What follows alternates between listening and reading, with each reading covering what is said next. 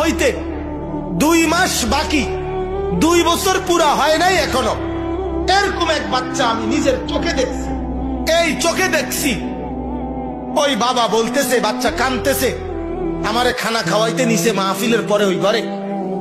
ওই বাচ্চার বাপে কইতেছে, হুজুর এই বড় মোবাইলটা ছাড়া এই বাচ্চাটা কান্দা থামায় না, পরে খাওয়াইতে হইলে শোয়াইতে হইলে এটা দিতে হয়। আমি তখন বললাম, হায় বাপ, কি বললেন এটা? 2 বছর যে বাচ্চার বয়স হয় নাই, এই বাচ্চাটাকে এত বড় বরবাদ, এত বড় ক্ষতিটা আপনারা 2 জন সারা আর কে করছে? আরেক বাড়ির বেড়া আইয়া, আরেক বাড়ির বেড়ি আইয়া তো এই ফোলাটারে, এই বাচ্চাটারে মোবাইলে আসক্ত করে নাই, ঠিক না বলেন না কেন? এই নাফরমান মা বাপ, এই অপদার্থ মা বাপ,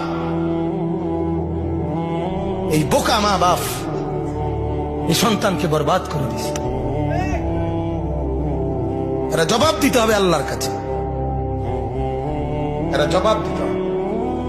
আল্লাহ তাআলা মানুষের বাচ্চাকে লাওয়ারিশ দেয় নাই।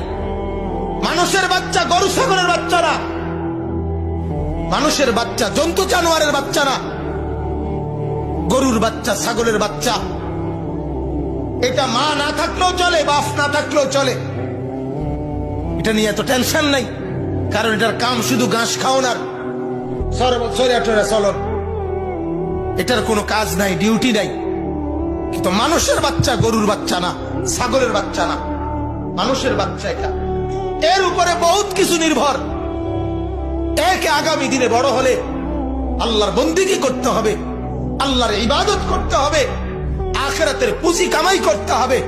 এই জন্য আল্লাহ তাআলা এক একটা বাচ্চার মাথার উপরে মা, বাবা, দাদা, নানা, দাদি, নানি, চাচা, মামা, ফুফা, খালু, ভাই, বোন, এতগুলো আত্মীয়, এতগুলো আপনজন, যার মাথার উপরে